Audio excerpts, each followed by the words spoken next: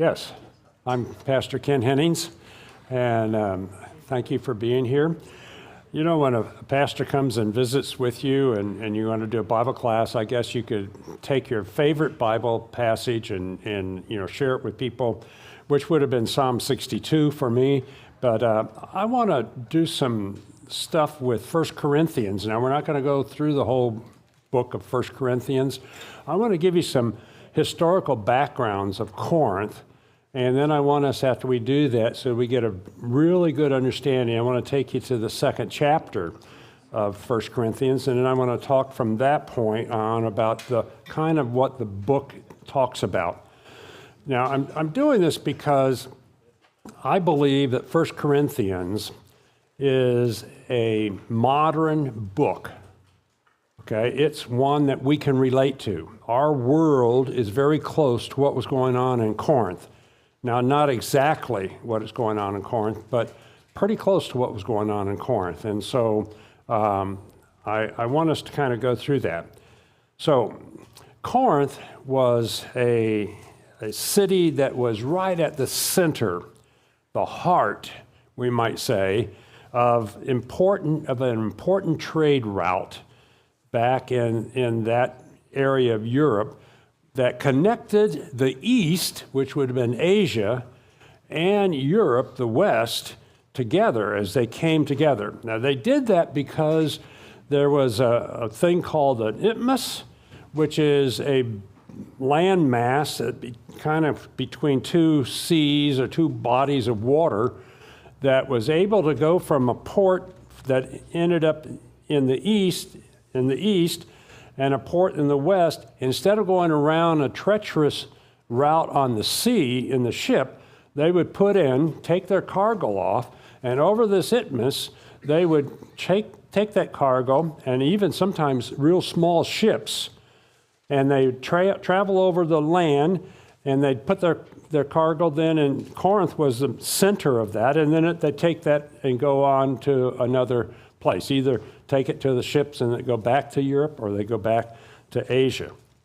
And this isthmus was at the narrowest point, we are told that it was 3.5 miles wide. So, I mean, it wasn't just a small little landmass that was put there, but what they did is they built a road. And so on that isthmus, and so they put all kinds of, it was a road like we would have today, our interstate in some sense, where we could just move goods and services and all of the stuff that was coming this way. And Corinth was right in the middle of it. It was a city that was truly important. Now, at first, Corinth, if we look at its history, the war between Greece and Rome, during that time, Corinth was destroyed. But during Julius Caesar's time, he redeveloped Corinth, and he liked Corinth. And so he would send some Romans over there, and he even sent some what was called freemen. These were people who might have been slaves in Rome, but had earned enough money to buy their own freedom, and he would send them over into the Corinth area.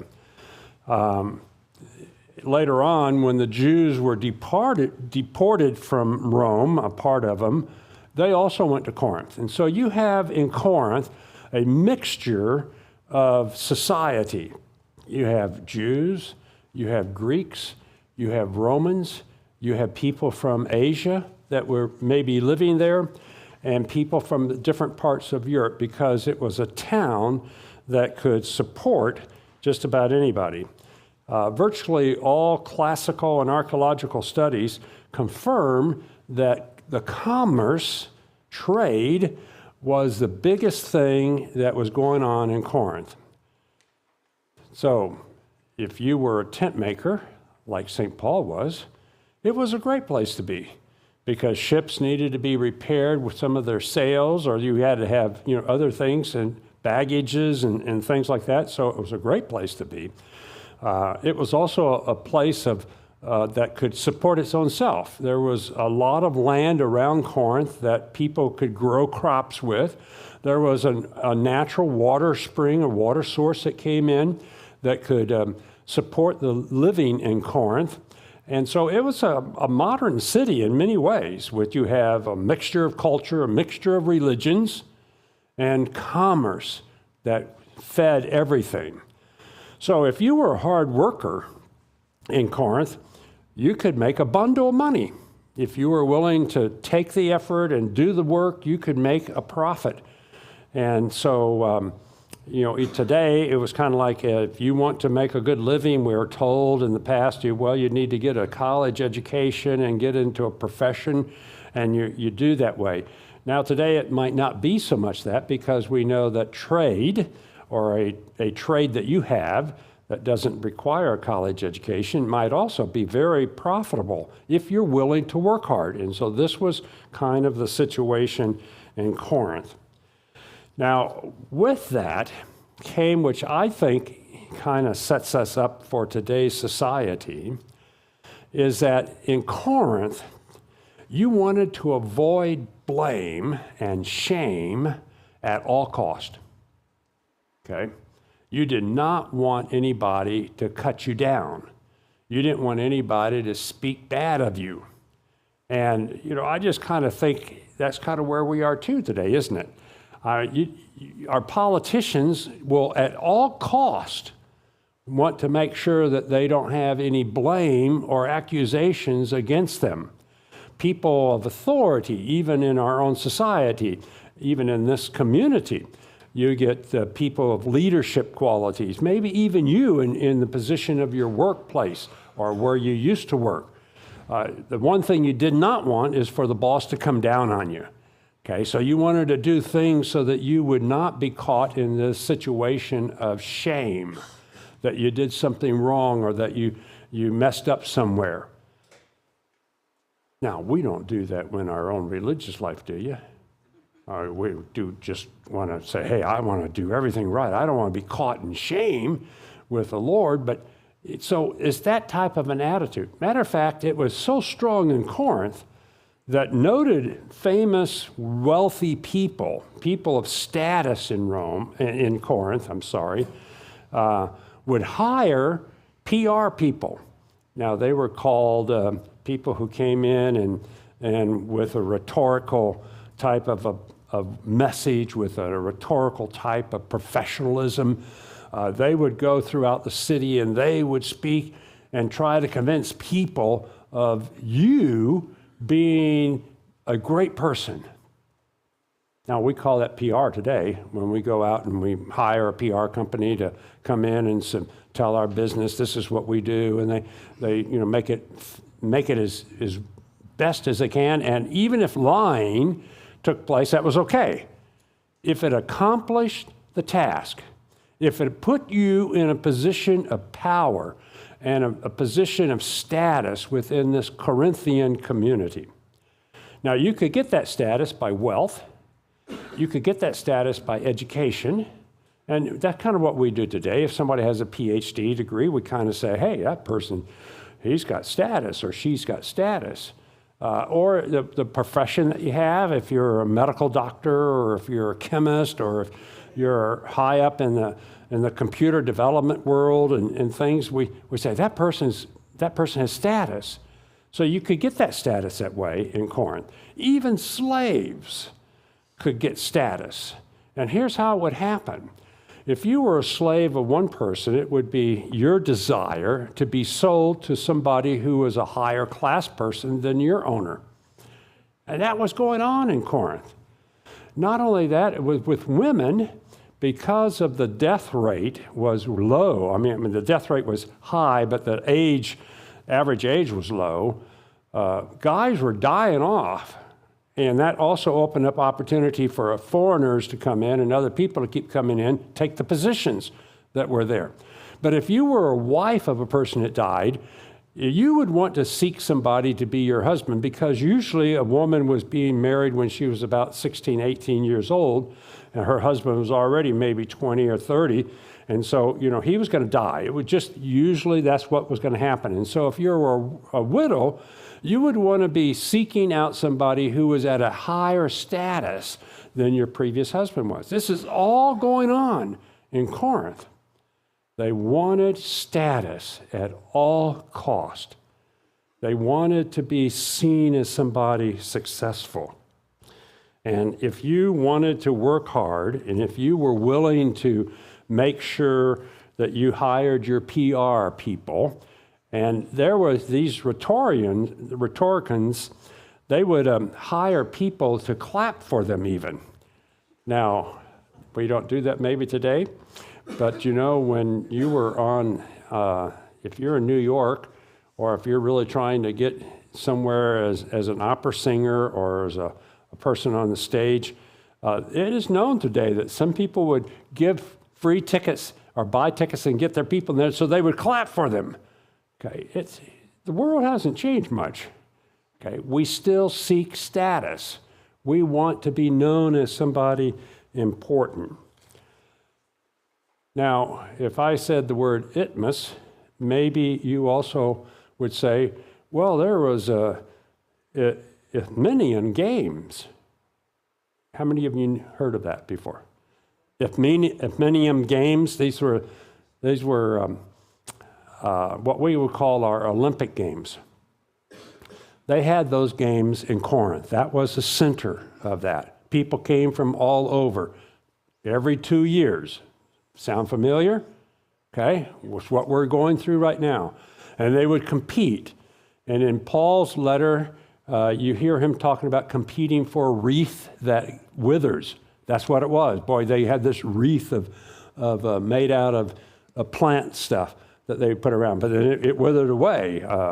And then they would make some medals sometimes with Corinth on it or something like that. But these games took place every 2 years, and the fourth year, so you get 2 years, and then the next year was known as the Emperor's Year.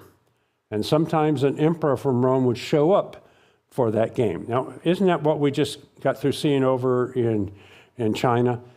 People from all over the world, leaders, except that we didn't have our leaders go in America over there this time. But mainly, you'd have presidents, or you'd have the president's wife go over and represent, or you had people. So you had Putin was there, since we're talking about Russia and China today. He showed up for those games, and it seems as if the two leaders got together and they got in a partnership, and Putin kind of maybe said, I'm not going to attack Ukraine until after the Olympics are over. He didn't. He could have, but he didn't. Okay, so you kind of have this going on even back in Corinth's day. You have these athletes coming in, and Paul in 1 Corinthians talks about that, running the race. Okay, and he talks about not battling just to beat the air. He talks about being very sincere about his faith and his life, and he uses terminology that was well known in Corinth. So that's kind of a little introduction. So if you wanted to work hard, if you wanted to do that, but the society was preoccupied with public status, with honor, and self-promotion. And they would do anything to do that. They wanted to advance at all cost. They wanted to get ahead in the world at all cost. And so we have similar thoughts today in America. And many of our modern culture can be seen way back in Corinth. So Paul comes into this. By the way, Paul probably was there for one of the games every 2 years. He was probably there and experienced that. But Paul comes to Corinth from Ephesus. He's coming down, and he's coming into Corinth. And now I want to take us to 1 Corinthians. And if you could go to 1 Corinthians chapter 2. if you have Bibles.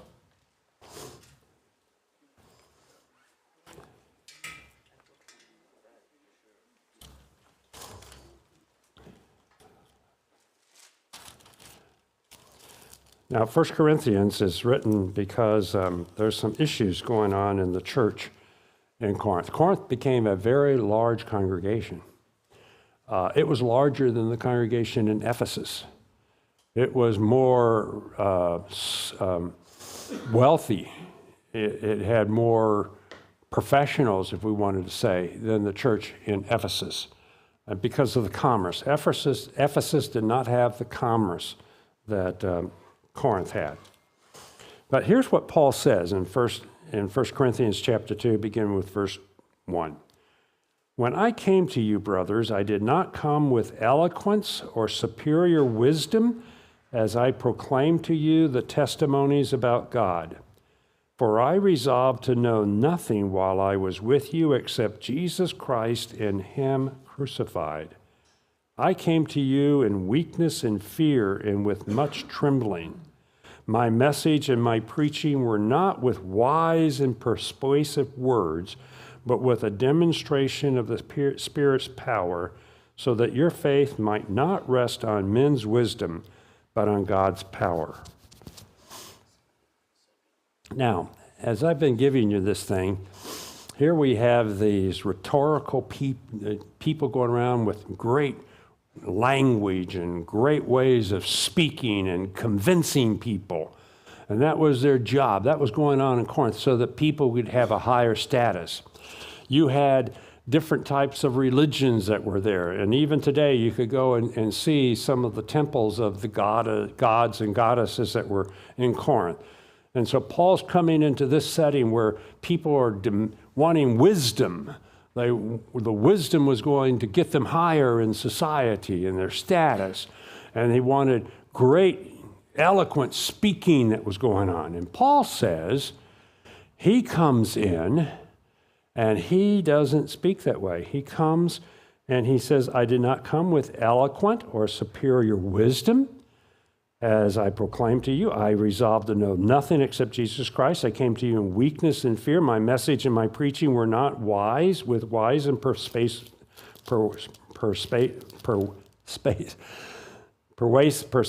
word, but with a demonstration of the Spirit's power.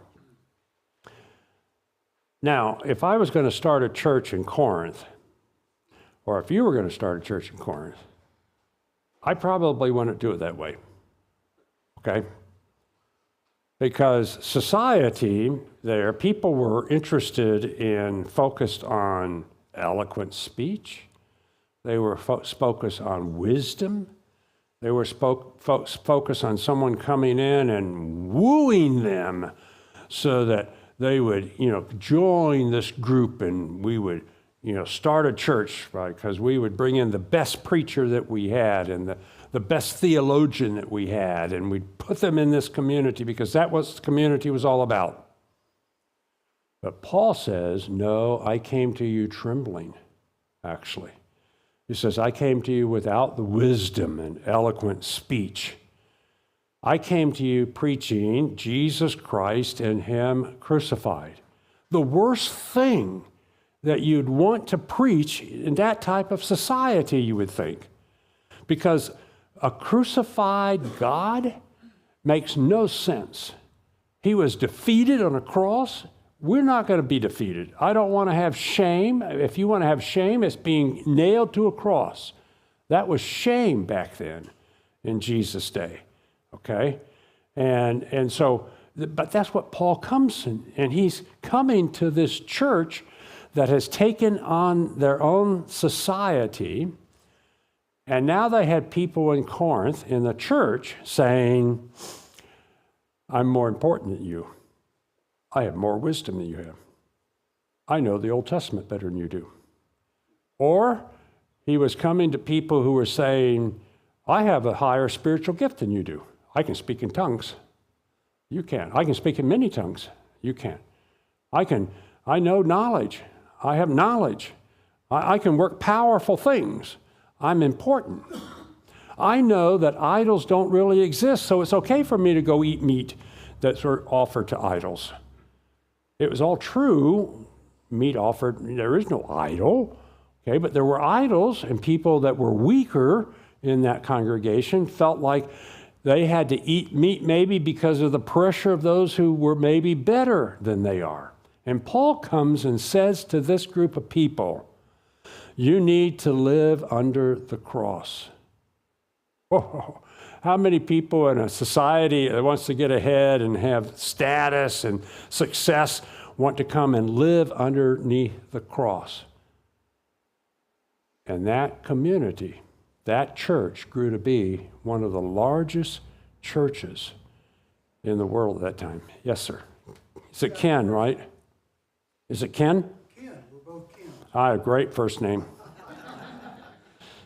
How much did Paul's reputation, because surely it preceded him as a persecutor of Christians, how did that affect his ministry, and especially in new places that he went?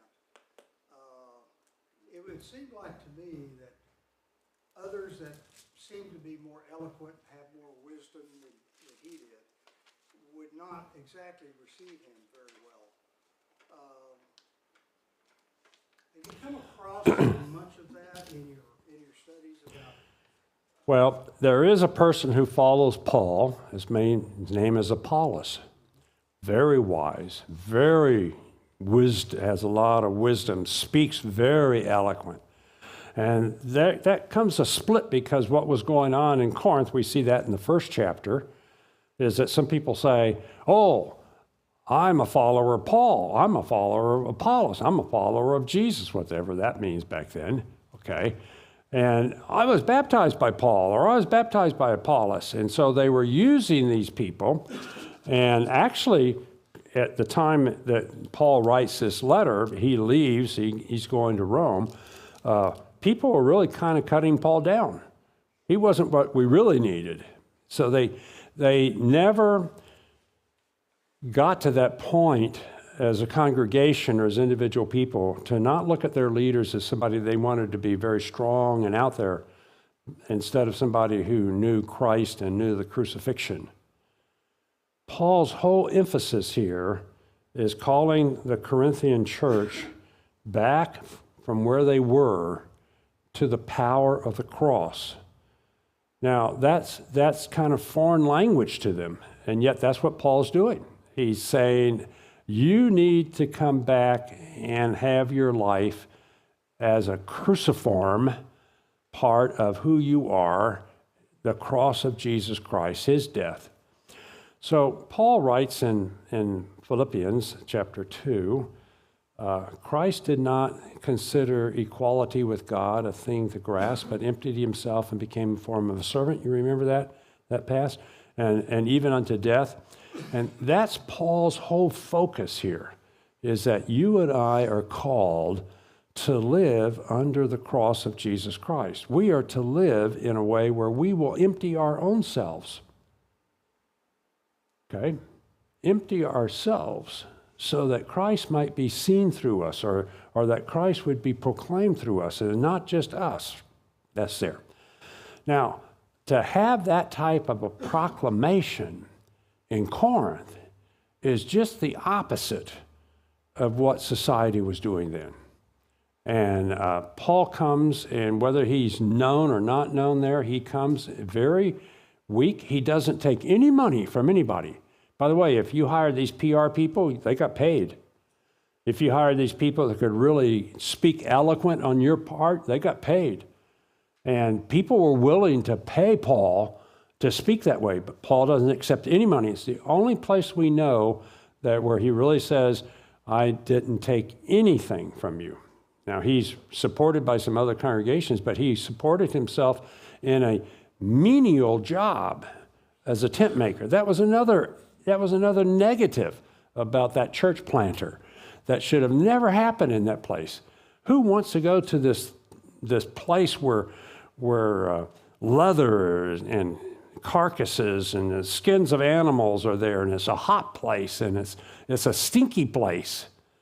Okay, and that's where Paul is. Paul probably was living in the upper room, running it from the person that he was working for. It's not the job that you would want to have if you were in Corinth. That was looked down upon. You wanted to be more high status type of a person. But Paul comes into this situation. He lives it out because he knows that if anything's going to happen, it's not going to be because of him. It's going to be because of the power of the Holy Spirit working through the word of the cross to these people. And so that's kind of what he's saying, but I want to take this further for us today.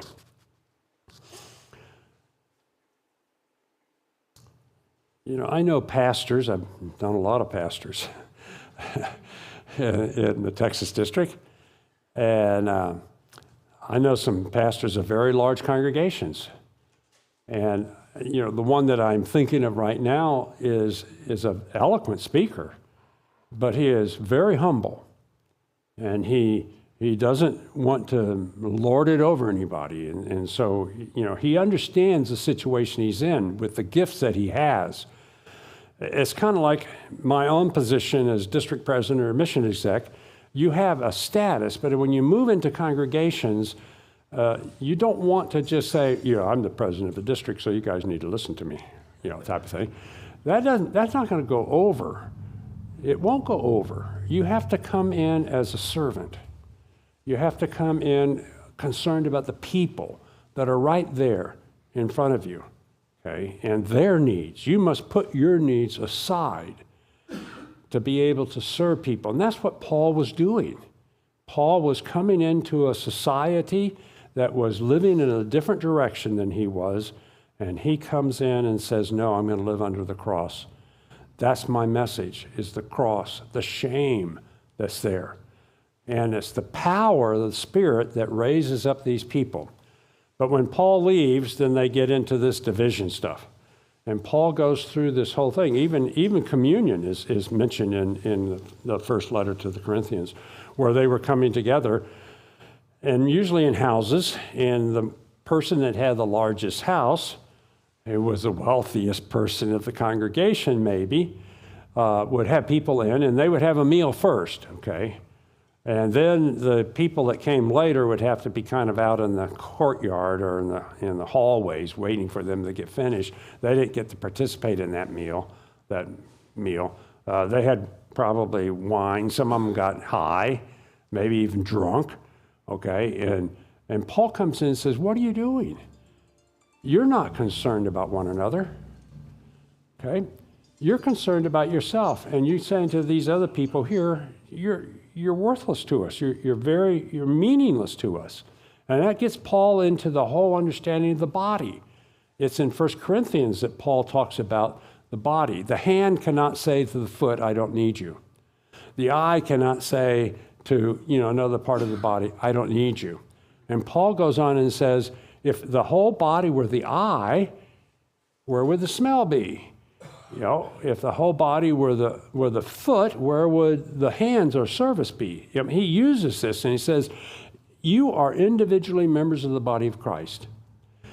And the weakest one among you is the one that you give more honor to. Well, that wasn't what was going on in Corinth at that point.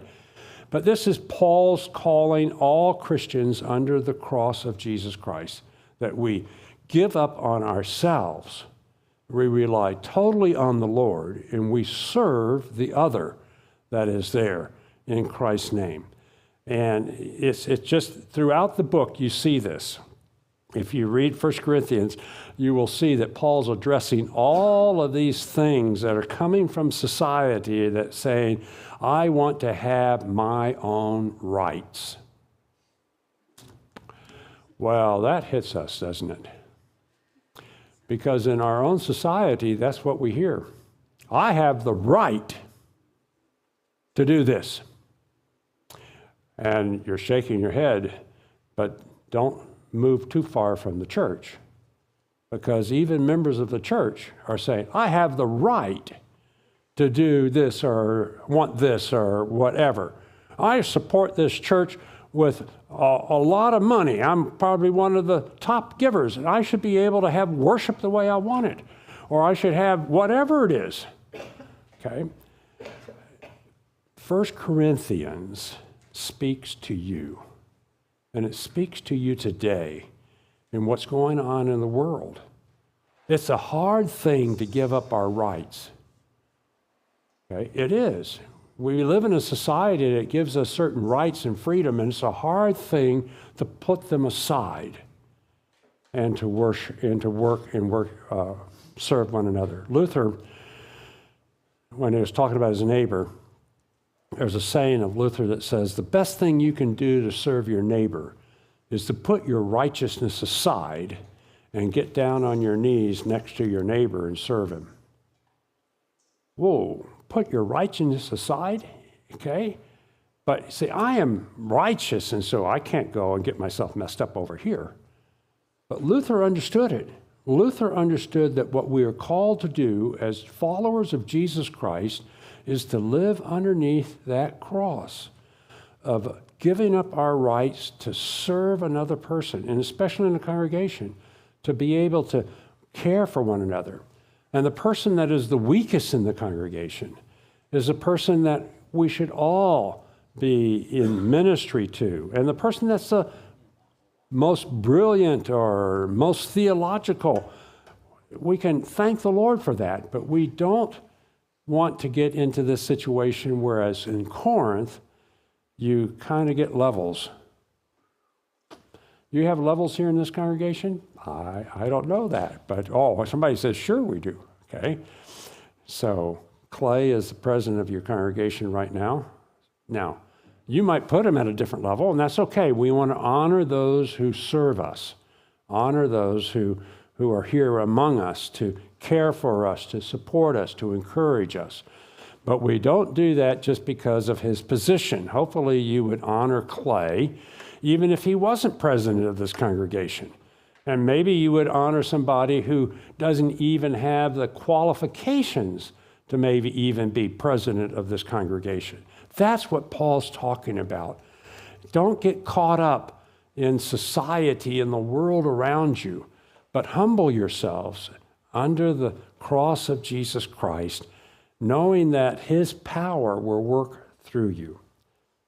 I'm going to stop here just for a second and open it up for questions. If you have any questions that about Corinth or about kind of what I'm saying. I didn't go through all of the chapters. By the way, the great chapter 13. Paul's going to show us a far better way, and he says that way is love. And well, I don't have time to do that, but what's interesting about the Greek language is that when you look at love is patient, kind, not rude, not arrogant. In English, when we say love is patient, it's an object. Patient. Love is patient. But in the Greek, it says love is patient, is doing patience. It's a verb. It's an active thing that's there. And it's hard for us in the English to try to say, how do we say love is actively patient, okay? Or love is, how do we make it a verb there? So we don't do that. We just say love is patient. But what we miss is we sometimes think that it's just anchored there. It is something that's alive, okay? It's something that is oozing out of people, patience and kindness and not counting one's sins against one another and all this other stuff. Okay, my wife has to have great patience with me. Okay. But she doesn't have patience down 100%. She's not perfect at that. I might have more kindness toward people than she has, but I don't have perfect kindness because there are some times when I'm not kind to people. We aren't supposed to keep a record of wrong. Okay, I'm okay with that. I'm probably maybe 75% there. Yeah, okay. In other words, what I'm trying to say is that none of us can say, I have this love. I have love that's 100% patient, kind, is ongoing, always there. But who does? And this is what Paul was trying to say. Because the people were looking at themselves and saying, just like I was saying, I have at least 75% of this. I have at least gotten, I know what it means to forgive. I give forgiveness all the time. Whatever that love that's there, it doesn't ever end. Oh, that's where well, no, I guess love does end for me. Sometimes I have some bad thoughts and some anger and things like that. What Paul's saying is that Jesus is the only one who was perfect love. And that perfect love in chapter 13 is what he's saying to the church. You need to be Jesus. You need to be where Jesus is. You need to see him as one. Live underneath his lordship. Live underneath what he is to you. And so 1 Corinthians, just a wonderful book for today's society. Questions? Yes, sir. I'm glad you're here. The verbal structure you talked about in English is probably you would say love is being. Love is being patient. Yeah. Showing patience. We use is with a. Yeah, that makes the verb that comes through there. It's active. Yeah, our English language has this beautiful structure of It's wonderful. Yeah. that's how you probably do it to get it across. Good. Yep. Yes, sir. I'm going to walk back here. I know the camera's not going to see me, but I have a problem hearing. I said something similar like God is love we don't mean that God is love. It's like God love is Yes, that is correct. God is always loving. Thank goodness. He is always loving. Great questions. Great insight there.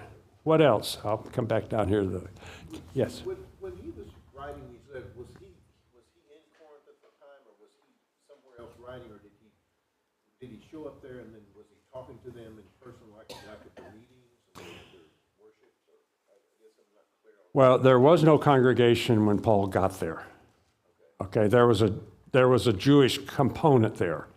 And we know that Paul's missionary tactics were to go into a city, and if there was a synagogue, which means you had to have, I think, 10 Jewish men, okay, that were part of that synagogue, then you had a synagogue.